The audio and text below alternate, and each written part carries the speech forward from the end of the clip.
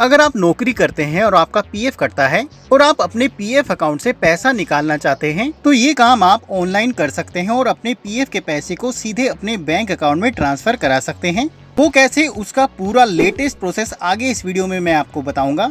Online PF के पैसे को निकालने के लिए अप्लाई करने के बाद आपका पीएफ क्लेम कितने दिनों में सेटल किया जाता है, उसके लिए ईपीएफओ की लेटेस्ट स्टैंडर्ड टाइमलाइंस क्या है, ये ईपीएफओ की वेबसाइट पर डायरेक्टली कैसे चेक कर सकते हैं, ये भी आगे इस वीडियो में मैं आपको बताऊंगा।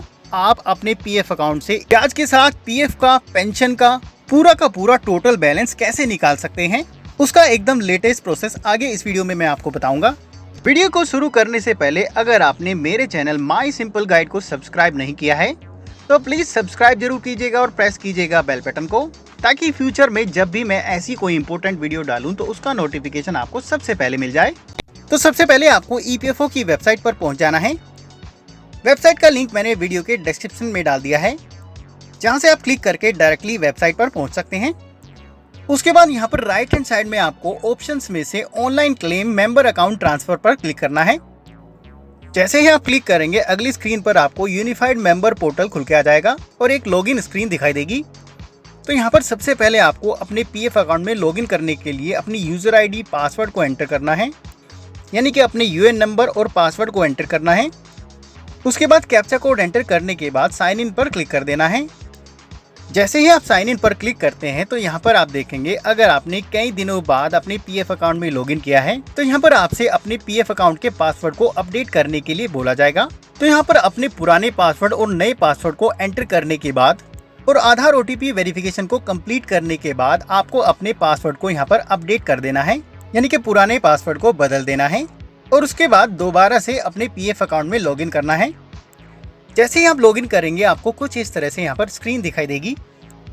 तो दोस्तों लॉगिन करने के बाद जो सबसे पहला आपको काम करना है वो ये है कि अपने पीएफ अकाउंट की केवाईसी के स्टेटस को चेक करना है। पीएफ विड्रॉल ऑनलाइन क्लेम करने के लिए ये जरूरी है कि आपकी 3 केवाईसी, यानी कि आपके पीएफ अकाउंट में आपका आधार, आपके लेटेस्ट बैंक अकाउंट डिटेल्स और आपकी पैन डिटेल्स यहाँ पर अपडेट होना जरूरी है। अगर आपके पीएफ अकाउंट में केवाईसी अपडेट नहीं है तो इन केवाईसी में से आधार की केवाईसी आपको एम्प्लॉयर के थ्रू अपडेट करानी होगी और बाकी केवाईसी यानी कि बैंक और पैन की केवाईसी के लिए आप ऑनलाइन ही रिक्वेस्ट दे सकते हैं। ऑनलाइन रिक्वेस्ट देने के बाद आपकी केवाईसी आपके एम्प्लॉयर के पास भेजी जाती है। एम्प्लॉयर द्वारा डिजिटल सिग्नेचर की सहायता से वेरिफिकेशन के बाद आपके पीएफ अकाउंट में आपकी केवाईसी अपडेट कर दी जाती है। उसके बाद दूसरा इम्पोर्टेंट काम जो आपको करना है वो ये चेक करना है कि आपके पीएफ अकाउंट की डेट ऑफ एग्जिट अपडेट है या नहीं। अगर आपकी डेट ऑफ एग्जिट यानी कि नौकरी छोड़ने की तारीख आपके पीएफ अकाउंट में अपडेट नहीं है तो पहले आपको उसको अपडेट कराना होगा और ये काम भी आप ऑनलाइन ही कर सकते हैं। उसके लिए सिंपली आपको मैनेज पर जाना है और नीचे मार्क एग्जिट ऑप्शन को चुनना है। उसके बाद अपने एम्प्लॉयर को चुनने के बाद और अपनी डेट ऑफ एग्जिट को चुनने के बाद आधार ओटीपी वेरिफिकेशन की सहायता से अपनी डेट ऑफ एग्जिट को अपडेट कर देना है। आपकी डेट ऑफ एग्जिट की रिक्वेस्ट आपके एम्प्लॉयर के पास नहीं भेजी जाती है। बिना एम्प्लॉयर केवल आधार ओटीपी वेरिफिकेशन से ही आपकी डेट ऑफ एग्जिट तुरंत अपडेट कर दी जाती है। उसके बाद तीसरा इम्पोर्टेंट काम आपको ये करना है कि आपको ये चेक करना है अगर आपने एक से ज्यादा कंपनीज में काम किया है तो आपके पुराने पीएफ अकाउंट का सारा बैलेंस आपको करंट कंपनी के पीएफ अकाउंट में ट्रांसफर कर लेना होगा। और अगर आप ऐसा नहीं करते हैं तो आपका पुराना पेंशन का और पीएफ का पैसा अटक सकता है। उसके बाद आपको अपने पीएफ अकाउंट की बेसिक डिटेल्स चेक कर लेनी है, जैसे कि आपके पीएफ अकाउंट में आपका नाम, आपकी date of birth, father name, आपके केवाईसी डॉक्यूमेंट से एकदम मैच होना जरूरी है।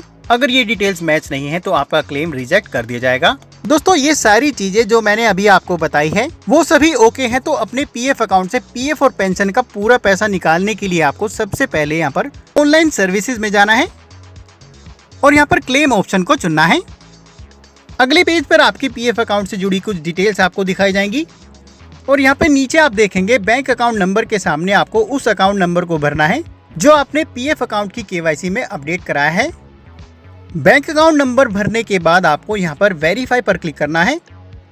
जैसे ही आप क्लिक करते हैं आपसे कुछ कंफर्मेशन मांगी जाएगी, यहाँ पर आपको यस पर क्लिक करना है। उसके बाद नीचे आपको प्रोसीड टू ऑनलाइन क्लेम पर क्लिक करना है। क्लिक करते ही अगली स्क्रीन पर आपको अपने क्लेम फॉर्म को चुनना है। तो पीएफ अकाउंट से पीएफ का पूरा पैसा निकालने के लिए यहाँ पर आपको पीएफ विड्रॉवल फॉर्म 19 को चुनना है।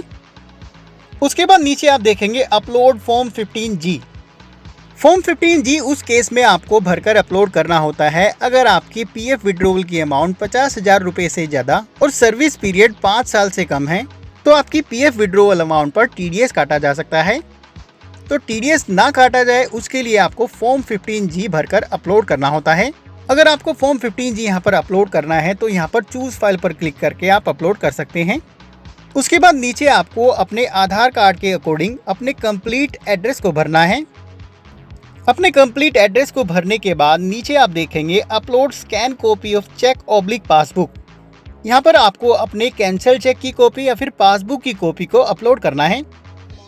दोस्तों यहाँ पर आपको ध्यान देना है, जो भी डॉक्यूमेंट आप अपलोड करेंगे वो एकदम क्लियर होना चाहिए। उसमें आपकी bank account details clearly visible होनी चाहिए। आप जिस कैंसिल चेक की कॉपी या फिर पासबुक की कॉपी को अपलोड करेंगे वो फाइल जेपीजी या फिर जेपीईजी फॉर्मेट की होनी चाहिए और उसका साइज मिनिमम 100 KB और मैक्सिमम 500 KB का होना चाहिए। यहाँ पर चूज फाइल पर क्लिक करके आपको अपने कैंसिल चेक की कॉपी या फिर पासबुक की कॉपी को अपलोड कर देना है। उसके बाद नीचे यहाँ पर इनके डिस्क्लेमर को एक्सेप्ट करना है, चेक बॉक्स पर क्लिक करना है और नीचे गेट आधार OTP बटन पर क्लिक कर देना है। क्लिक करते ही आपके आधार कार्ड के साथ जुड़े मोबाइल नंबर पर एक OTP प्राप्त होगा। उस OTP को आपको नीचे यहाँ पर भर देना है और उसके बाद नीचे validate OTP and submit claim form पर क्लिक कर देना है। जैसे ही आप क्लिक करेंगे आपका PF withdrawal claim successfully submit हो जाएगा। उसके बाद आपको पेंशन विड्रॉवल क्लेम को सबमिट करना है। उसके लिए आपको दोबारा से ऑनलाइन सर्विसेज पर जाना है और दोबारा से क्लेम को चुनना है। उसके बाद दोबारा से अपने बैंक अकाउंट नंबर को यहाँ पर भरना है और वेरीफाई पर क्लिक कर देना है। क्लिक करते ही अगेन आपको इनके कंफर्मेशन पर यस करना है और नीचे स्क्रॉल करने के बाद आपको प्रोसीड टू ऑनलाइन क्लेम पर क्लिक करना है। अगले पेज पर अब की बार आपको यहाँ पर only pension withdrawal form 10C को चुनना है। क्लेम फॉर्म चुनने के बाद दोबारा से अपने आधार कार्ड के अकॉर्डिंग अपने कंप्लीट एड्रेस को भरना है। उसके बाद दोबारा से अपने कैंसिल चेक की कॉपी या फिर पासबुक की कॉपी को यहाँ पर अपलोड करना है और नीचे इनके डिस्क्लेमर को एक्सेप्ट करने के बाद गेट आधार OTP पर दोबारा से क्लिक करना है। जैसे ही आप क्लिक करेंगे दोबारा से आपके आधार कार्ड के साथ जुड़े मोबाइल नंबर पर एक OTP प्राप्त होगा। उस OTP को आपको यहाँ पर दोबारा से एंटर करना है। उसके बाद नीचे validate OTP and submit claim form पर क्लिक करना है। जैसे ही आप क्लिक करेंगे आपका पेंशन विड्रॉवल क्लेम फॉर्म भी सबमिट हो जाएगा। दोस्तों ऑनलाइन क्लेम फॉर्म सबमिट करने के लगभग 7 वर्किंग डेज में आपके दोनों क्लेम सेटल कर दिए जाते हैं और आपका पैसा सीधे आपके बैंक अकाउंट में ट्रांसफर कर दिया जाता है। दोस्तों PF withdrawal claim online apply करने के बाद कितने दिनों में सेटल किया जाता है ये आप ईपीएफओ की वेबसाइट पर खुद चेक कर सकते हैं। उसके लिए आपको ईपीएफओ की वेबसाइट खोलनी है। उसके बाद आपको ऊपर मिसलेनियस मेन्यू में सिटीजन चार्टर को चुनना है। जैसे आप चुनेंगे आप देखेंगे आपको एक PDF डाउनलोड होगी। PDF ओपन करने के बाद आप नीचे स्क्रॉल करेंगे, आप देखेंगे सर्विस स्टैंडर्ड्स आपको दिखाई देंगे। सबसे पहले फॉर एम्प्लॉइज में आप देखेंगे, यहाँ पर आप देखेंगे अलग अलग टाइप के क्लेम कितने दिनों में सेटल किए जाते हैं, settlement time as per scheme क्या है और settlement time as per citizen charter क्या है। यानी कि आपका क्लेम को सेटल करने में मैक्सिमम 20 दिन लग सकते हैं पर नॉर्मली ये 3 to 7 वर्किंग डेज में सेटल कर दिए जाते हैं। दोस्तों ईपीएफओ रूल्स के मुताबिक अगर कोई एम्प्लॉय नौकरी छोड़ देता है और वो 2 महीने तक अनएम्प्लॉयड रहता है या किसी ऐसी कंपनी में काम करता है जहां ईपीएफ एक्ट लागू नहीं होता है, तो वो नौकरी छोड़ने की तारीख से 2 महीने बाद अपना पीएफ और पेंशन का पूरा पैसा निकालने के लिए अप्लाई कर सकता है। पीएफ के साथ साथ पूरे पेंशन के पैसे को निकालने के लिए ये जरूरी है कि एम्प्लॉय का टोटल सर्विस पीरियड 6 महीने से ज्यादा और 10 साल से कम होना चाहिए। वीडियो अगर पसंद आई है तो प्लीज लाइक और अपने दोस्तों के साथ शेयर जरूर कीजिएगा और अगर आपकी कोई क्वेरी है तो नीचे कमेंट बॉक्स में लिखकर आप पूछ सकते हैं। अभी के लिए धन्यवाद। अगली वीडियो के साथ फिर से मिलेंगे। All the best.